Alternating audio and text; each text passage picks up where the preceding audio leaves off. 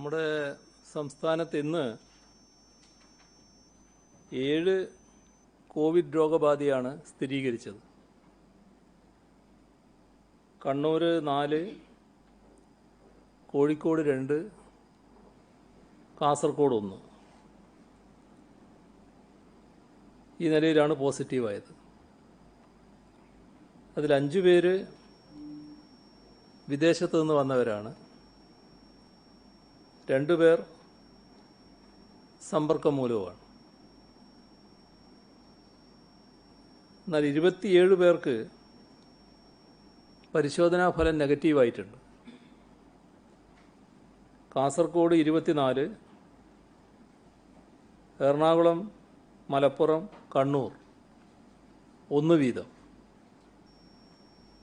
ഇങ്ങനെയാണ് പരിശോധനാ ഫലം നെഗറ്റീവായത്. ഇതുവരെ 394 പേർക്കാണ് സംസ്ഥാനത്ത് രോഗം സ്ഥിരീകരിച്ചത്. അതിൽ 147 പേർ ഇപ്പോൾ ചികിത്സയിലാണ്. 88,855 പേരാണ് ഇപ്പോൾ സംസ്ഥാനത്ത് നിരീക്ഷണത്തിലുള്ളത്. അതിൽ വീടുകളിലുള്ളവർ 88,332 പേരാണ്. ആശുപത്രികളിൽ 532 പേരാണ്. ഇന്ന് മാത്രം 108 പേരെ ആശുപത്രിയിൽ പ്രവേശിപ്പിച്ചു. ഇതുവരെ 17,400 സാമ്പിളുകളാണ് പരിശോധനയ്ക്ക് അയച്ചത്. 16,459 എണ്ണം രോഗബാധയില്ല എന്ന് ഉറപ്പാക്കിയിട്ടുണ്ട്. ഇന്ന് രോഗം സ്ഥിരീകരിച്ചവരുടെ എണ്ണത്തിൻ്റെ ഏതാണ്ട് 3 ഇരട്ടിയാണ് രോഗമുക്തി നേടിയവരുടെ എണ്ണം. നമ്മുടെ പ്രതിരോധ പ്രവർത്തനങ്ങളുടെ ഗുണഫലം തന്നെയാണിത്. അതോടൊപ്പം ആശ്വാസം പകരുന്ന മറ്റു ചില കാര്യങ്ങൾ കൂടിയുണ്ട്. ബ്രിട്ടീഷ് എയർവേസിൻ്റെ പ്രത്യേക വിമാനം ഇന്നലെ കൊച്ചിയിൽ നിന്നും തിരുവനന്തപുരത്തു നിന്നുമായി 268 യാത്രക്കാരുമായി ബ്രിട്ടനിലേക്ക് യാത്ര തിരിച്ചു. ഈ കൂട്ടത്തിൽ കോവിഡ് രോഗം ഭേദപ്പെട്ട 7 വിദേശ പൗരന്മാരുമുണ്ട്. നമ്മുടെ സംസ്ഥാനം കോവിഡിനെ പ്രതിരോധിക്കുന്നതിനുണ്ടാക്കിയ നേട്ടത്തിൻ്റെ സൂചനയാണിത്. അവർ കേരളത്തിന് പ്രത്യേക കൃതജ്ഞത അറിയിച്ചുകൊണ്ടാണ് വിമാനം കയറിയത്. അതോടൊപ്പമുള്ളൊരു വാർത്ത, നെടുമ്പാശ്ശേരി വിമാനത്താവളത്തിൽ ഡ്യൂട്ടിയിലിരിക്കെ കോവിഡ് ബാധിച്ച 2 പേര് ഇന്ന് രോഗവിമുക്തരായ കൂട്ടത്തിലുണ്ട്. ഇവിടെ കേന്ദ്ര സർക്കാർ ലോക്ക്ഡൗൺ മെയ് 3 വരെ നീട്ടിയിരിക്കുകയാണ്. അതുമായി ബന്ധപ്പെട്ട് കേന്ദ്ര ഗവൺമെൻറ് പ്രഖ്യാപിച്ച പൊതുനിയന്ത്രണങ്ങളാകെ സംസ്ഥാനം പൂർണ്ണമായ തോതിൽ തന്നെ അംഗീകരിച്ച് നടപ്പാക്കുകയാണ്. ഹോട്ട്സ്പോട്ട് അല്ലാത്ത ജില്ലകളിൽ ഏപ്രിൽ 20 മുതൽ കേന്ദ്രം ചില ഇളവുകളും പ്രഖ്യാപിച്ചിട്ടുണ്ട്. ഇപ്പോൾ സംസ്ഥാനത്താകെ ബാധകമായ നിയന്ത്രണങ്ങൾ, ഉദാഹരണത്തിന് വിമാനയാത്ര, ട്രെയിൻ ഗതാഗതം, മെട്രോ യാത്ര, മറ്റ് പൊതുഗതാഗത മാർഗങ്ങൾ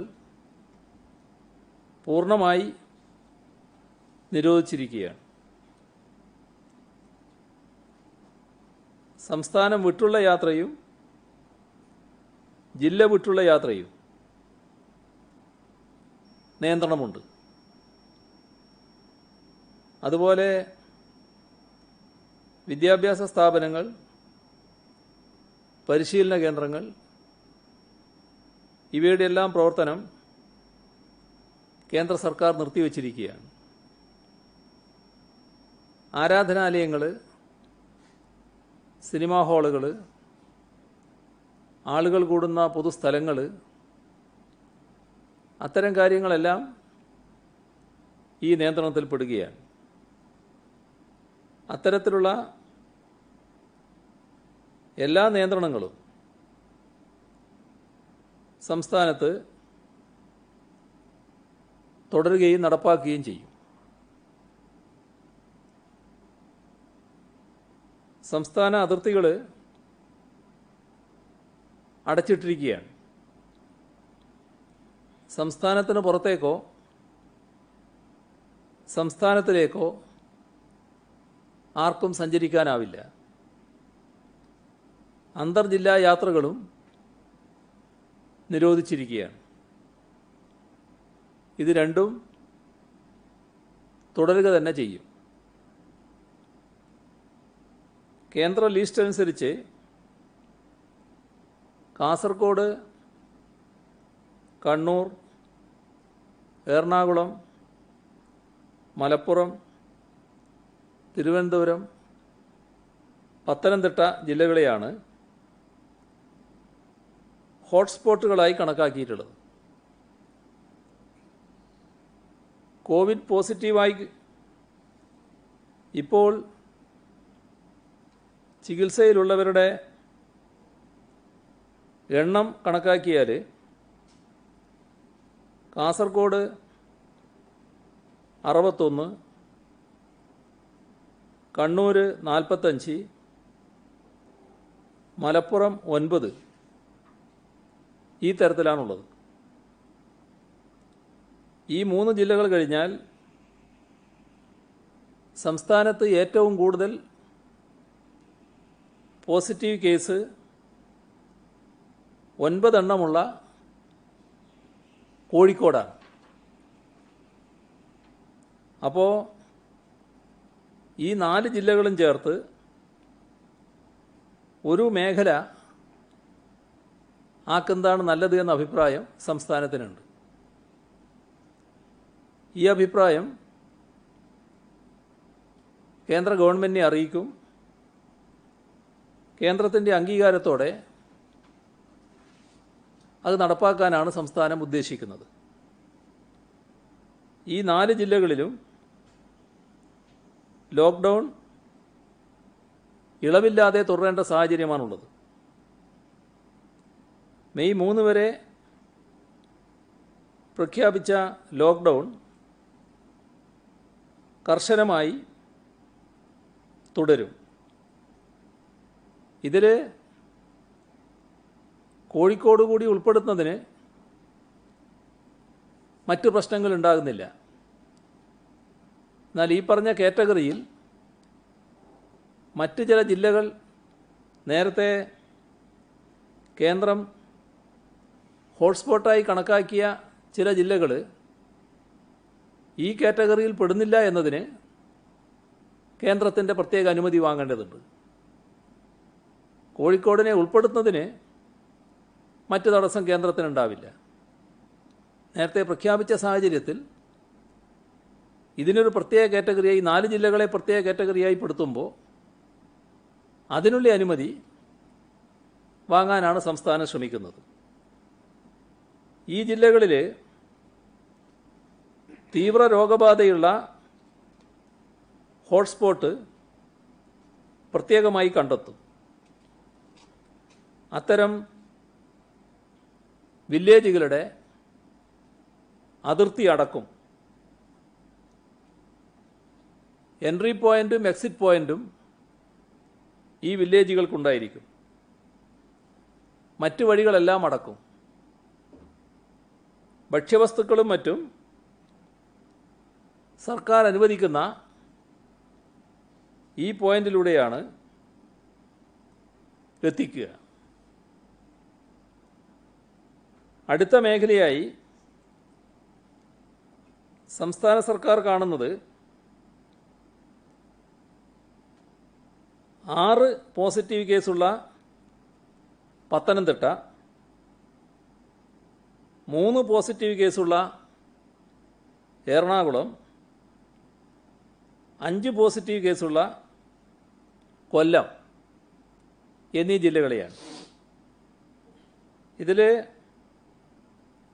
ഹോട്ട്സ്പോട്ടായി കേന്ദ്ര ഗവൺമെൻറ് കണക്കാക്കിയ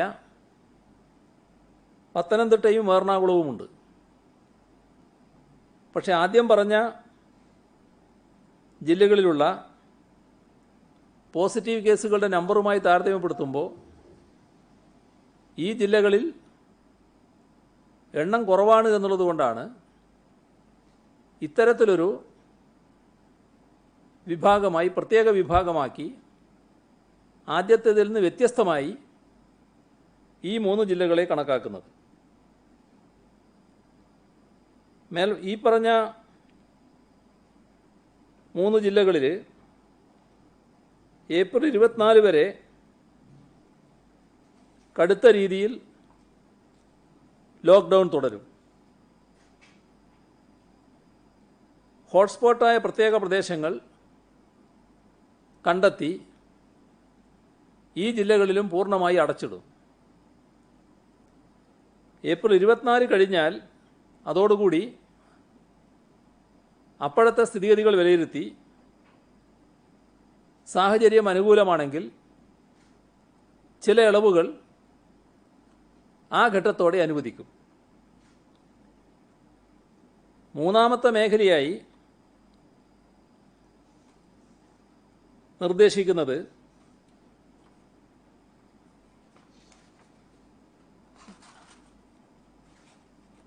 ആലപ്പുഴ 3 പോസിറ്റീവ് കേസാണുള്ളത്. തിരുവനന്തപുരം 2 പോസിറ്റീവ് കേസാണ്. പാലക്കാട് 2, തൃശ്ശൂർ 1, വയനാട് 1. ഇതിൽ ഹോട്ട്സ്പോട്ടായി കേന്ദ്ര സർക്കാർ പ്രസ്താവിച്ച തിരുവനന്തപുരം ജില്ല ഉൾപ്പെടുന്നുണ്ട്. പക്ഷേ തിരുവനന്തപുരം ജില്ലയുടെ പോസിറ്റീവായ കേസുകൾ കണക്കിലെടുത്താൽ 2 പേർ മാത്രമാണ്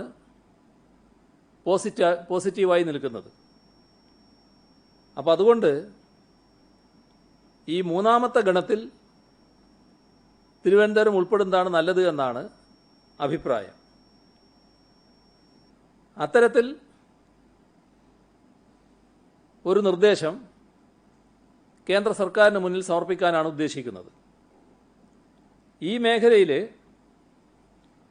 ഭാഗികമായി സാധാരണ ജീവിതം അനുവദിക്കും. എന്നാൽ മറ്റെല്ലാ നിയന്ത്രണങ്ങളും ഇവിടെയും ബാധകമായിരിക്കും. സംസ്ഥാന അതിർത്തി, ജില്ലാ അതിർത്തി എല്ലാം അടഞ്ഞു കിടക്കും. സിനിമാ ഹാളുകൾ, ആരാധനാലയങ്ങൾ എല്ലായിടവും ഒരേ നിലയായിരിക്കും. കൂട്ടം കൂടൽ, പൊതു സ്വകാര്യ പരിപാടികൾ, വിവിധ കൂടിച്ചേരലുകൾ, വിവിധ പാർട്ടികൾ ഇതെല്ലാം പൂർണ്ണമായി ഇവിടെയും നിരോധിക്കും. ഇവിടങ്ങളിലുമുള്ള ഹോട്ട്സ്പോട്ടായ പ്രദേശങ്ങൾ അടച്ചിടും. അതോടൊപ്പം ചില ഇളവുകൾ കടകൾ, റെസ്റ്റോറൻറ്റുകൾ അങ്ങനെയുള്ളവ വൈകുന്നേരം 7 മണി വരെ അനുവദിക്കുന്ന നിലയുണ്ടാവും. നമ്മുടെ സംസ്ഥാനത്ത് പോസിറ്റീവായ കേസുകളില്ലാത്ത 2 ജില്ലയാണുള്ളത്, കോട്ടയവും ഇടുക്കിയും. ഇതിൽ ഇടുക്കി ഈ 2 ജില്ലയെയും മറ്റൊരു മേഖലയായി തരംതിരിക്കും. ഇടുക്കി തമിഴ്നാട് അതിർത്തി പങ്കിടുന്ന ജില്ലയാണ്. അപ്പോൾ സംസ്ഥാന അതിർത്തിയുണ്ട് എന്നുള്ളതുകൊണ്ട് കൂടുതൽ ജാഗ്രത അവിടെ പാലിക്കേണ്ടതായിട്ടുണ്ട്. അപ്പോൾ സംസ്ഥാന അതിർത്തി പൂർണ്ണമായും അടച്ചിടും. ഈ 2 ജില്ലയും ജില്ല വിട്ടുള്ള യാത്ര അനുവദിക്കില്ല. ആവശ്യമായ സുരക്ഷാ ക്രമീകരണങ്ങളോടെ സാധാരണ ജീവിതം അനുവദിക്കാനാണ് ഉദ്ദേശിക്കുന്നത്. അപ്പോൾ സാധാരണ ജീവിതത്തിനുള്ള അനുമതി ഇവിടെ ഉണ്ടാവും. എന്നാൽ മറ്റ് നിയന്ത്രണങ്ങളെല്ലാം ബാധകമായിരിക്കും. നേരത്തെ പറഞ്ഞ കൂട്ടം ചേരൽ, സിനിമാ ഹാളുകൾ, ആരാധനാലയങ്ങൾ, അതിനെല്ലാം ഉള്ള നിയന്ത്രണങ്ങൾ ഇവിടെയും ബാധകമായിരിക്കും. എവിടെയായാലും പുറത്തിറങ്ങുന്നവർ മാസ്ക് ധരിക്കാൻ ശ്രദ്ധിക്കണം. എല്ലായിടങ്ങളിലും സാനിറ്റൈസറും കൈ കഴുകാൻ സൗകര്യവും ഒരുക്കണം. കോവിഡ് പ്രതിരോധ നടപടികൾ വിജയിപ്പിക്കുന്നതിന് ഓരോ ജില്ലക്കും പ്രത്യേകമായ രോഗപ്രതിരോധ പ്ലാൻ ഉണ്ടാക്കും. വികേന്ദ്രീകൃതമായ രീതിയിൽ ഈ കാര്യങ്ങൾ നടപ്പാക്കാനാണ് ഉദ്ദേശിക്കുന്നത്. ഇപ്പോൾ തദ്ദേശ സ്വയംഭരണ സ്ഥാപനങ്ങൾക്ക് വളരെ പ്രധാനപ്പെട്ട പങ്ക് വഹിക്കാനുണ്ട്. ഇപ്പോൾ അവർ ആരോഗ്യമേഖലയോടൊപ്പം സ്തുത്യർഹമായ പങ്കാണ് വഹിച്ചു പോരുന്നത്. അത് തുടർന്നും തദ്ദേശ സ്വയംഭരണ സ്ഥാപനങ്ങൾ വഹിക്കേണ്ടതായിട്ടുണ്ട്. ഹോട്ട്സ്പോട്ട് മേഖല വരുന്ന സ്ഥലത്ത് തദ്ദേശ സ്വയംഭരണ സ്ഥാപനത്തിന്, ബന്ധപ്പെട്ട തദ്ദേശ സ്വയംഭരണ സ്ഥാപനത്തിന് സവിശേഷമായ പ്ലാൻ ഉണ്ടാവണം.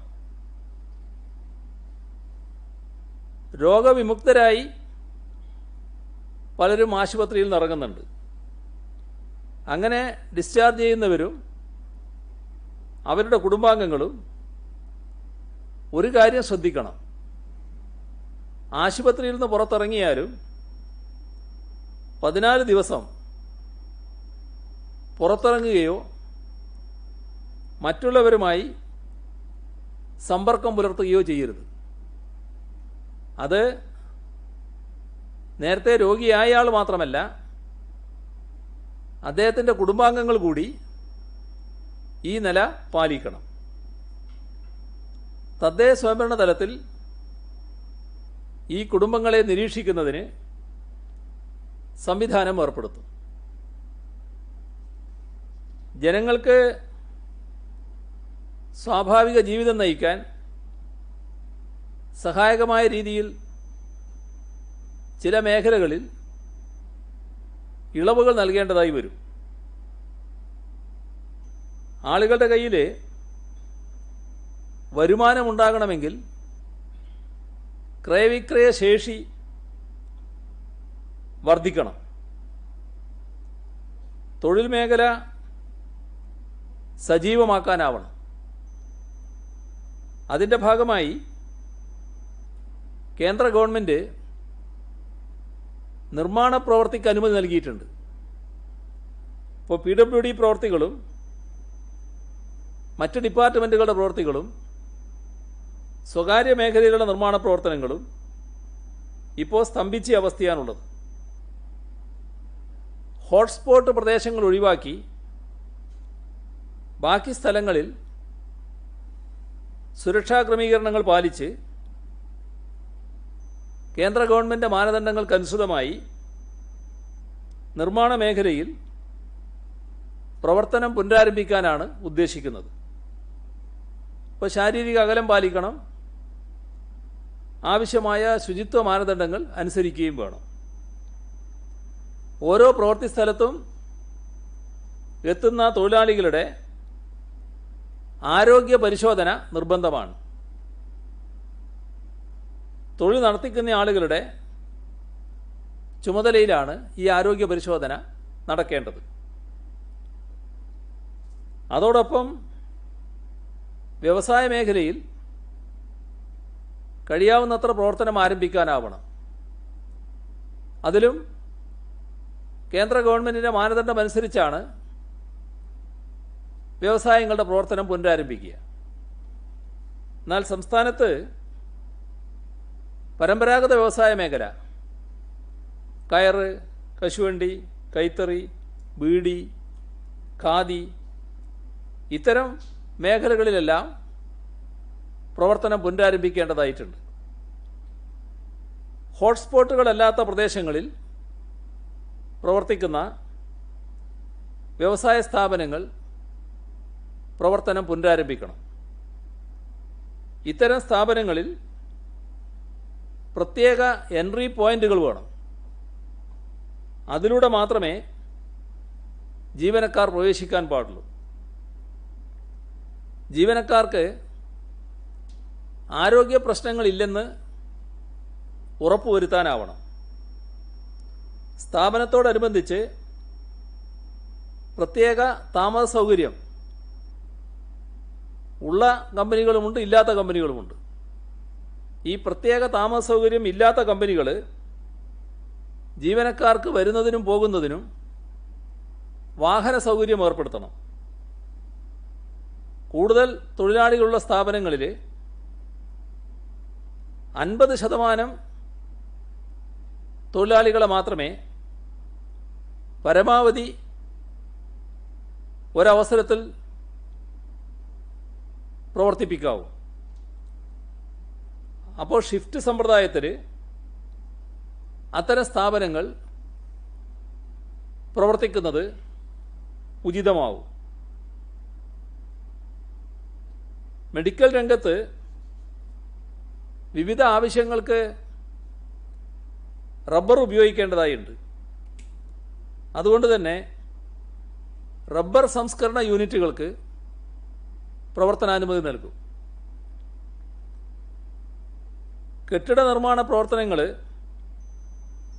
പാതി വഴിയിൽ നിർത്തിവെക്കേണ്ടി വന്ന സ്ഥിതിയാണ് ഇപ്പോഴുള്ളത്. ഇപ്പോൾ മെയ് മാസം കഴിയുന്നതോടെ കനത്ത മഴയ്ക്ക് സാധ്യതയുണ്ട്. അപ്പോൾ അതിനകം നല്ല ഭാഗം പൂർത്തിയാക്കാൻ കഴിയണം. ഇതോടൊപ്പം തന്നെ ലൈഫ് പദ്ധതിയിലുള്ള വീടുകളുടെ നിർമ്മാണവും നിലച്ചുപോയിട്ടുണ്ട്. അതും ഉടനെ പൂർത്തിയാക്കാനാവണം. ഇതിനെല്ലാം വേണ്ടി താൽക്കാലികമായ സംവിധാനങ്ങൾ ഒരുക്കണം. തദ്ദേശ സ്വയംഭരണ സ്ഥാപനങ്ങൾ ഇത്തരം കാര്യങ്ങൾക്ക് ആവശ്യമായ അനുമതി നൽകേണ്ടതാണ്. കാർഷിക വൃത്തി കേന്ദ്ര ഗവൺമെൻറ് മാനദണ്ഡമനുസരിച്ച് തന്നെ നടത്താവുന്നതാണ് എന്ന് കണ്ടിട്ടുണ്ട്. അപ്പോൾ എല്ലാ പ്രദേശങ്ങളിലും കാർഷിക വൃത്തി അനുവദിക്കും.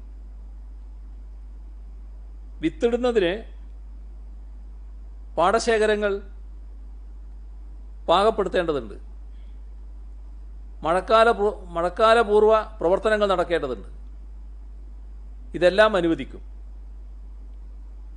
അതോടൊപ്പം കാർഷികോൽപ്പന്നങ്ങൾ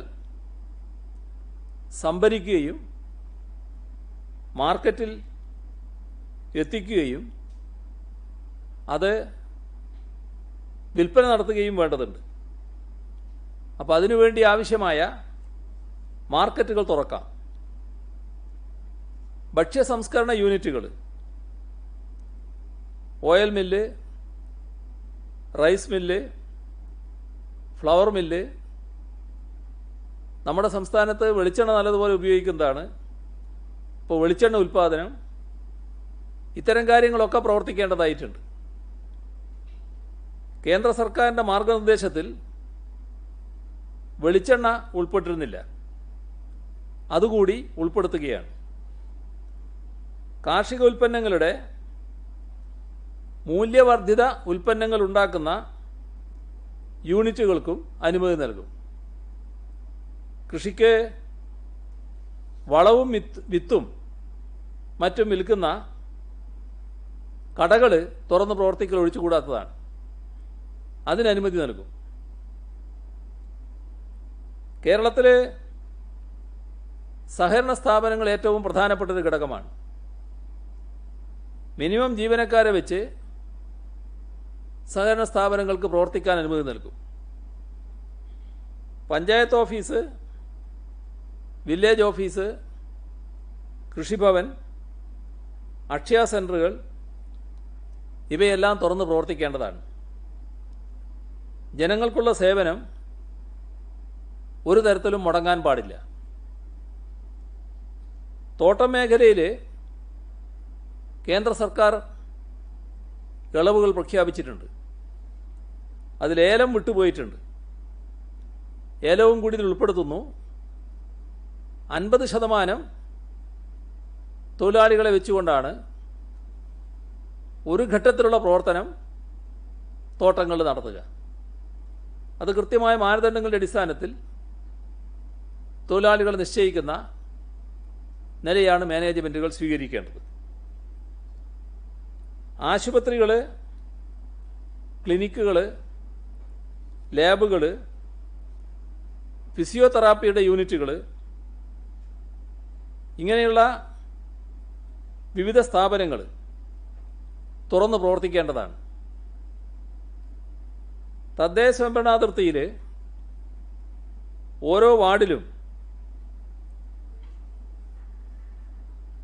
വൾണറബിൾ ഗ്രൂപ്പിൽപ്പെട്ട, അതായത് 60 വയസ്സിന് മുകളിലാവുക, ഹൃദയം, വൃക്ക, കരൾ, പ്രമേഹം, BP അങ്ങനെയുള്ള വിവിധ രോഗങ്ങൾക്ക് ചികിത്സയിൽപ്പെടുക, ഇവരെയൊക്കെയാണ് ഈ ഗ്രൂപ്പിൽപ്പെടുന്നത്.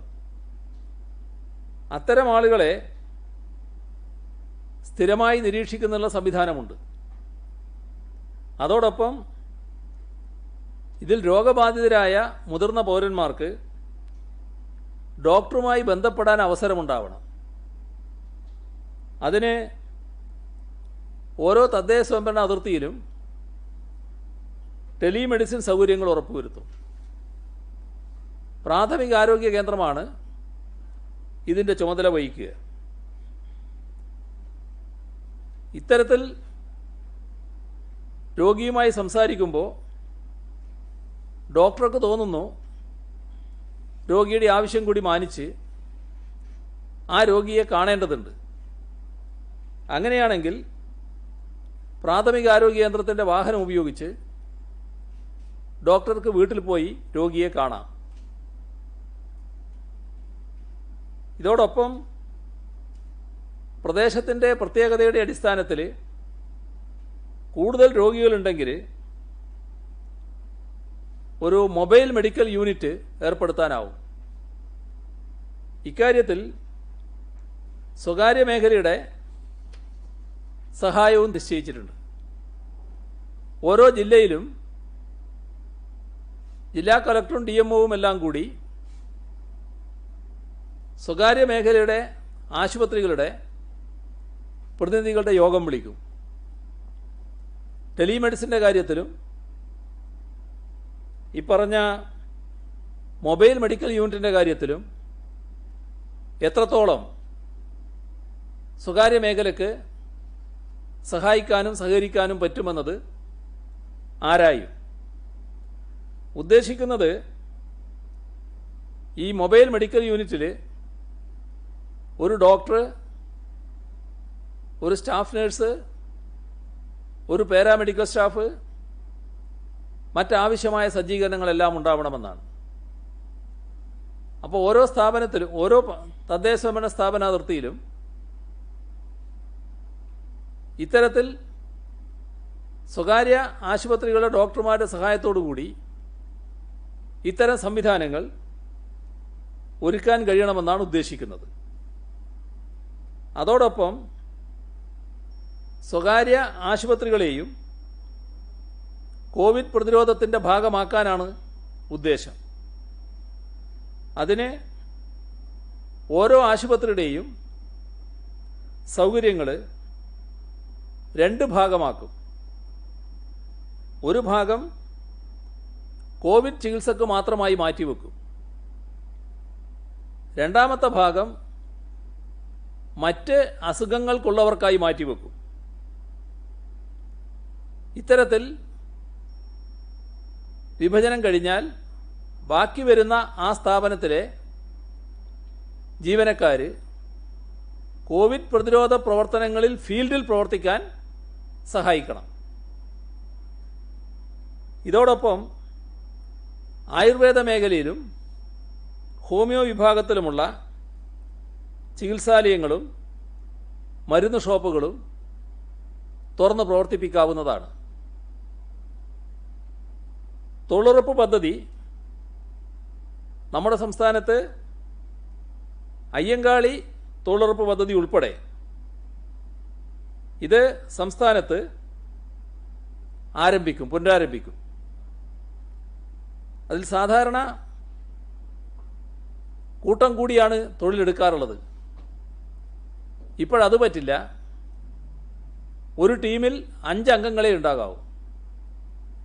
5-ൽ കൂടുതൽ അംഗങ്ങളുടെ ഒരു ടീം ഉണ്ടാകാൻ പാടില്ല. അപ്പോൾ അത്തരം 5 അംഗങ്ങളുടെ ഒരു ടീമിനെ നിശ്ചയിച്ചുകൊണ്ട് പ്രവൃത്തി സ്ഥലത്ത് ഈ വിഭാഗത്തെ ആകെ ക്രമീകരിക്കുന്ന നിലയാണ് സ്വീകരിക്കുക. പ്രതിരോധ ശേഷി വർദ്ധിപ്പിക്കുന്നതിന് ആയുർവേദ മരുന്നുകളുടെ പ്രാധാന്യം പൊതുവെ അംഗീകരിച്ചിട്ടുണ്ട്. ആയുർവേദ ഹോമിയോ മരുന്ന് നിർമ്മാണ കമ്പനികൾക്ക് സുരക്ഷാ ക്രമീകരണങ്ങൾ പാലിച്ച് പ്രവർത്തിക്കാൻ അനുമതി നൽകും. ആയുർവേദ കമ്പനികൾക്ക് മാത്രമല്ല, ഹോമിയോ കമ്പനികൾക്കും അനുമതി നൽകും. അതോടൊപ്പം തന്നെ മരുന്ന് കൊണ്ടുപോകുന്നതിന് സംസ്ഥാനത്തിലായാലും അന്തർ സംസ്ഥാന തലത്തിലായാലും അനുമതി നൽകും. ബാർബർ ഷോപ്പുകൾ മെയ് 3 വരെ കോസ്മെറ്റിക്സ് ഉപയോഗിച്ചുള്ള സൗന്ദര്യ വർധന സേവനങ്ങളില്ലാതെ ശനി ഞായർ ദിവസങ്ങളിൽ പ്രവർത്തിപ്പിക്കാം. എന്നാൽ AC ഉപയോഗിക്കരുത്. 2-ൽ കൂടുതൽ ആളുകൾ ഷോപ്പിൽ കാത്തിരിക്കാൻ പാടില്ല. ഇതോടൊപ്പം വാതിൽപ്പടി സേവനം നൽകുന്ന plumber, electrician, mobile computer technician ഇവരൊക്കെ ശരിയായ ശാരീരിക അകലം പാലിക്കണം. മാസ്ക് ഉപയോഗിക്കുകയും വേണം. പനി, ചുമ, ജലദോഷം ഇങ്ങനെ എന്തെങ്കിലും കണ്ടാൽ അത്തരം ആളുകൾ പുറത്തിറങ്ങാനേ പാടില്ല. ഓരോ പ്രദേശവും അണുമുക്തവും മാലിന്യമുക്തവുമാക്കൽ പ്രധാനമാണ്. തദ്ദേശഭരണ സ്ഥാപനങ്ങൾ ഇതിനായി പ്രത്യേക പദ്ധതി തയ്യാറാക്കണം. അതോടൊപ്പം വീടുകളും പരിസരവും ശുചിയാക്കുന്നതിന് നേരത്തെ തന്നെ വീട്ടുകാർ മുൻകൈയെടുത്ത് നടപടികൾ എടുത്തിരുന്നു. ഇപ്പോൾ ഒന്നുകൂടി ജനങ്ങളെ പ്രേരിപ്പിച്ച് മഴക്കാലപൂർവ്വ ശുചീകരണത്തിലേക്ക് കടക്കേണ്ടതായിട്ടുണ്ട്. തദ്ദേശഭരണ സ്ഥാപനങ്ങൾ സാധാരണ വിപുലമായ ക്യാമ്പയിൻ ഇതിനായി നടത്താറുണ്ട്. ഇപ്പോഴത് കഴിയില്ല. എന്നാൽ ഇപ്പോഴത്തെ സാഹചര്യം അനുസരിച്ച് എല്ലാ വീട്ടിലും ആളുകളുണ്ട്. അവരുടെ അടുത്തേക്ക് ഈ നിർദ്ദേശം എത്തിച്ചാൽ അവരാ കാര്യം ഭംഗിയായി നിർവഹിക്കും. ഇതോടൊപ്പം കാണുന്നൊരു കാര്യം, ഈ കഴിഞ്ഞ 21 ദിവസമായി അടച്ചിട്ട ഓഫീസുകൾ, വ്യാപാര സ്ഥാപനങ്ങൾ ഇത് തുറക്കുമ്പോൾ ആദ്യം ചെയ്യേണ്ടത് ആ സ്ഥാപനങ്ങളെ അണുവിമുക്തമാക്കലാണ്. അതിൻ്റെ കൂടെ പരിസരമടക്കം ശുചീകരിക്കുകയും വേണം. ഇത് വളരെ പ്രധാനമാണ്. എല്ലാവരും ശ്രദ്ധിക്കേണ്ട ഒരു കാര്യവുമാണ്. കമ്മ്യൂണിറ്റി കിച്ചണുകൾ നാട്ടിൽ നല്ല നിലക്ക് നടക്കുന്നുണ്ട്. അർഹതയുള്ളവർക്കാണ് അവിടെ ഭക്ഷണം നൽകേണ്ടത്. നേരത്തെ അനർഹരായ ആർക്കെങ്കിലും കൊടുത്തിട്ടുണ്ടെങ്കിൽ അവരെ ഒഴിവാക്കുന്നതുകൊണ്ടൊരു പ്രശ്നവുമില്ല. പിന്നെ പലരും ഇപ്പോഴത്തെ സാഹചര്യത്തിൽ കമ്മ്യൂണിറ്റി കിച്ചണിൽ നിന്ന് ഭക്ഷണം ആവശ്യമില്ല എന്ന് പറയുന്ന നില തന്നെയുണ്ട്. കാരണം എല്ലാവരുടെയും കയ്യിൽ റേഷൻ എത്തിയിരിക്കുകയാണ്. അപ്പോൾ അതിൻ്റെ ഭാഗമായി അവർ തന്നെ പാകപ്പെടുത്തി കഴിക്കുക എന്നുള്ള നിലയാണ് സ്വീകരിക്കുന്നത്. അതല്ലാതെ വിഷമിക്കുന്നവർക്കാണ് കമ്മ്യൂണിറ്റി കിച്ചണിലൂടെ ഭക്ഷണം നൽകേണ്ടത്. അപ്പോൾ ആ അർഹതയുള്ളവരെ കണ്ടെത്തി അവർക്ക് നൽകുന്ന നടപടിയാണ് തുടരേണ്ടത്. അതിഥി തൊഴിലാളികൾ നമ്മുടെ നാട്ടിൽ ധാരാളമുണ്ട്. നമ്മുടെ ശുചീകരണ പ്രവർത്തനത്തിൽ സാധാരണ ഹരിതകർമ്മസേനയാണ് ഭംഗിയായി കാര്യങ്ങൾ നിർവഹിക്കാറുള്ളത്.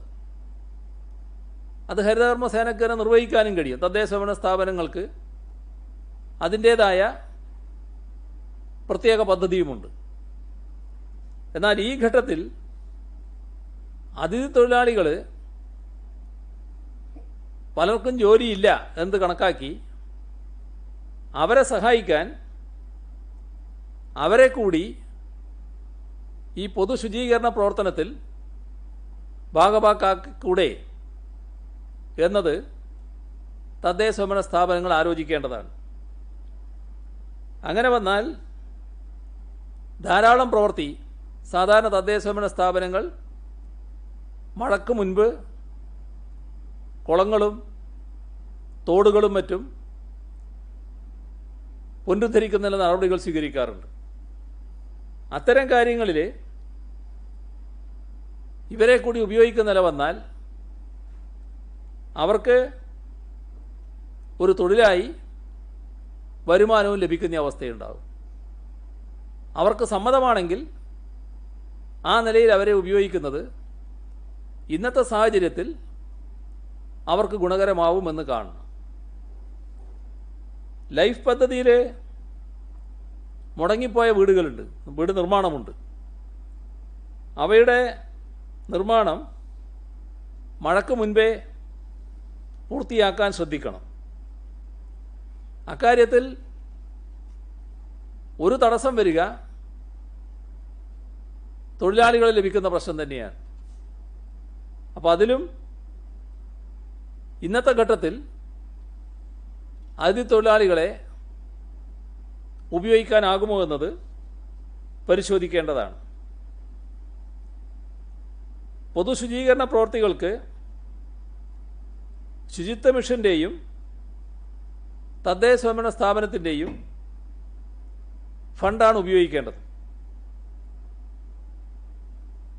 സ്വാഭാവികമായും ഹരിതസേനയുടെ നേതൃത്വത്തിൽ അത്തരം പ്രവർത്തനങ്ങൾ നടത്തുകയും വേണം. ഇവിടെ നിശ്ചിത മാനദണ്ഡങ്ങൾ പ്രകാരം തുറക്കാൻ അനുമതിയില്ലാത്ത സ്ഥാപനങ്ങളുണ്ട്. നേരത്തെ അടഞ്ഞു കിടക്കുകയാണ്. ഇനിയും അവർ മെയ് 3-ാം തീയതി വരെ അടഞ്ഞു കിടക്കണം. അത്തരം സ്ഥാപനങ്ങൾക്ക് ആ സ്ഥാപനങ്ങൾ തുറന്ന് അവിടെ വൃത്തിയാക്കാനും അതിനകത്തെന്തെങ്കിലും ക്രമീകരണം ആവശ്യമുണ്ടെങ്കിൽ അത് വരുത്താനും ഒരു ദിവസം നൽകും. അത് അതിൻ്റെ പ്രവൃത്തി നടത്താനല്ല, ഈ പറഞ്ഞ കാര്യം നടത്താനാണ്. ചിലപ്പോൾ ചതില് കയറി നശിച്ചു പോകുന്ന കാര്യം ഉണ്ടാവും. ചില കാര്യങ്ങൾ പ്രത്യേകമായി ഒന്ന് മാറ്റി വെക്കേണ്ടതൊക്കെ ഉണ്ടാവും. അങ്ങനെയുള്ള കാര്യങ്ങൾ ചെയ്യാൻ ഒരു ദിവസം അനുവദിക്കുന്നതാണ്. ശ്രദ്ധിക്കേണ്ട കാര്യം, എല്ലാ ഇളവുകളും ആവശ്യമായ സുരക്ഷാ ക്രമീകരണങ്ങളും ശാരീരിക അകലവും പാലിച്ചുകൊണ്ട് മാത്രമേ പ്രയോജനപ്പെടുത്താനാവൂ. അത്യാവശ്യം വേണ്ട ആളുകളെ മാത്രമേ ജോലിക്ക് നിയോഗിക്കാവൂ. അതിൽ രോഗലക്ഷണമുള്ളവരെ ഒരു കാരണവശാലും ഈ ഇളവിൻ്റെ പേരിൽ ജോലി ചെയ്യിക്കരുത്. ഏപ്രിൽ 20 മുതൽ ഇടപെട്ട ദിവസങ്ങളിൽ വാഹനങ്ങൾ ഓടുന്നതിന് ഒരു ക്രമീകരണം ഉദ്ദേശിക്കുന്നുണ്ട്. അത് ഒറ്റ ഇരട്ടയക്ക നമ്പർ വാഹനങ്ങൾ ഓടാൻ അനുവദിക്കുന്ന രീതിയിലാണ് ക്രമീകരണം ഉണ്ടാവുക. സ്ത്രീകൾ ഓടിക്കുന്ന വാഹനത്തിന് ഇളവുകൾ ഉണ്ടാവും. അതോടൊപ്പം നമ്മുടെ സംസ്ഥാനത്ത് നിർത്തിയിട്ട വാഹനങ്ങൾ പലയിടത്തായിട്ടുണ്ട്.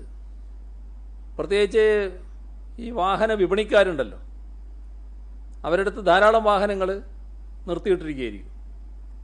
അപ്പോൾ അതൊക്കെ കേടാവാതിരിക്കാൻ ഇടയ്ക്ക് സ്റ്റാർട്ടാക്കുക എന്നുള്ളത് വളരെ പ്രധാനമാണ്. അപ്പോൾ അതിന് ആഴ്ചയിൽ ഒരു ദിവസം അത് സ്റ്റാർട്ടാക്കുന്നതിന് അനുമതി കൊടുക്കും. അത് യൂസ്ഡ് വാഹനങ്ങൾ വിൽക്കുന്ന സ്ഥാപനങ്ങൾക്കും മറ്റെവിടെയെങ്കിലും ഇപ്പോൾ പ്രൈവറ്റ് ബസ്സുകളൊക്കെ നിർത്തിയിട്ടിട്ടുണ്ടല്ലോ പലയിടങ്ങളിലായിട്ട്, അത്തരം വാഹനങ്ങൾക്കും ഈ അവസരം ഉപയോഗിക്കാവുന്നതാണ്.